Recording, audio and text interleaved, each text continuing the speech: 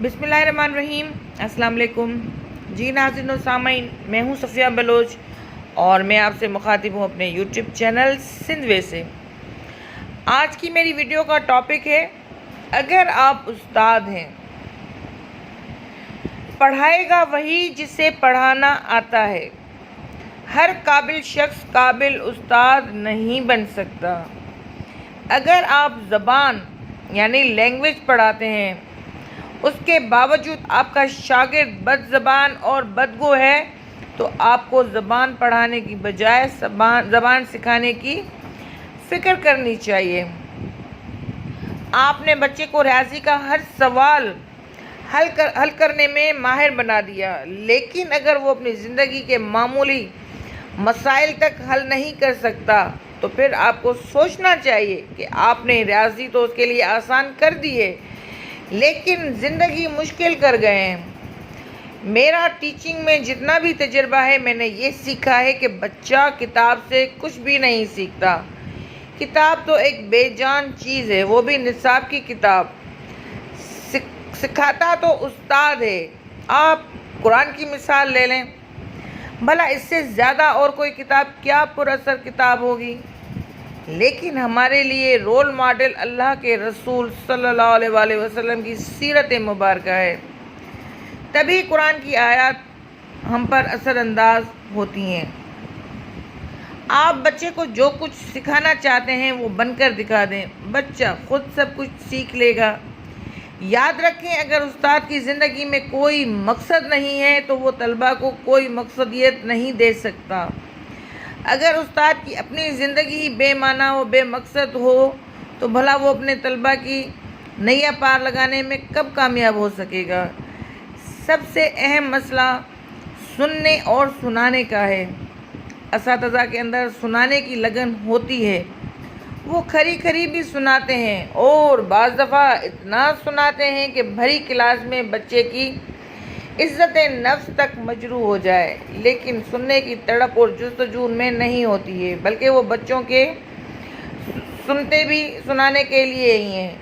جو اساتذہ بچوں کو سمجھنے کے لیے سنتے ہیں، کانوں سے نہیں بلکہ دل کے کانوں سے سنتے ہیں، اور وہ بچوں کے دل میں اتر جاتے ہیں۔ اگر آپ چاہتے ہیں کہ بچے آپ کا احترام کریں، تکلف کے لیے نہیں دل سے اٹھ کر آپ کا استقبال کریں، تو پھر آپ کو انہیں دل سے سننا پڑے گا۔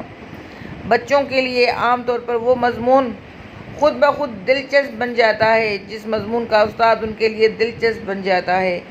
آپ کی ٹیچنگ کی انتہا اور معراج یہ ہے کہ بچے فری پیریڈ میں آپ کو خود بلانے آ جائیں، اور جب آپ کلاس سے جانے لگیں تو ان کو تشنگی محسوس ہو۔ آپ جیسے ہوتے ہیں ویسی ہی شعائیں آپ میں سے نکلنے لگتی ہیں۔ سورج کو بتانا نہیں پڑتا ہے کہ میں نکل گیا ہوں، صبح ہو گئی ہے۔ پھول اعلان نہیں کرتا ہے کہ میں کھل گیا ہوں، اس کی خوشبو پورے باغ کو بتا دیتی ہے کہ کوئی پھول آج کھل گیا ہے۔